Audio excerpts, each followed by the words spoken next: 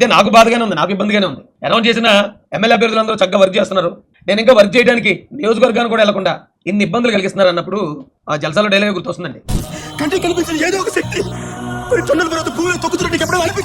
కొన్ని వందల చేతులు నా భుజం మీద పెట్టి పాతాళానికి నొక్కేస్తున్నట్టు అనిపిస్తుంది. పోటీ చేసే హక్కుని నా దగ్గర నుంచి లాగేసుకున్నట్టు రాజ్యాంగం మాకు ఇచ్చిన హక్కుల్ని. బాబు గారి కోసం కాకపోతే అంటే పెద్ద ఆయన మీద అంత అభిమానం పెరిగిపోయింది. ఆయన నిజంగా అసలు లెజెండ్ ఆయన నారా చంద్రబాబు నాయుడు గారు. లేకపోతే నేను చాలా సింపుల్ డెసిషన్ తీసుకుంటాను. నేను ఒక చిన్న పాయింట్ లో వైసీపీలో వచ్చాను బయట. సిఎన్ఆర్సీ విషయంలో ముస్లింలకు వ్యతిరేకంగా జగన్మోహన్ రెడ్డి గారు ఓటేశారు అనగానే వచ్చాను బయట. అంతే, ఇంకేం లేదు. ఎవరిని అడగడం, మీరు ఎలా చెప్పారు, ఏ కమ్యూనికేషన్ ఉండదు నాతో. ఇన్స్టెంట్ గా తీసుకుంటాను నిర్ణయం. ఇక్కడ బాబు గారు కాకుండా ప్లేస్ లో మరి ఎవరైనా ఉండుంటే సరే అయితే బీజేపీ ఎక్కడెక్కడైతే పోటీ చేస్తున్నా అక్కడ మేము పోటీ చేస్తాం, మా వల్ల తెలుగుదేశం పార్టీని ఇబ్బంది పడము, సింపుల్ గా డెసిషన్ ఇచ్చేది అంతే. లేకపోతే మాకు అధికారం వస్తుందా, పదవులు వస్తాయి, అవన్నీ మాకు అవసరం లేదండి.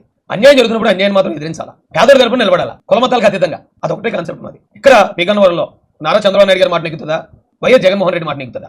నేను పోటీలో ఉంటే చంద్రబాబు నాయుడు గారి మాట నెగ్గినట్టే, నేను పోటీలో కూడా లేకపోతే జగన్మోహన్ రెడ్డి మాట నెగ్గినట్టే.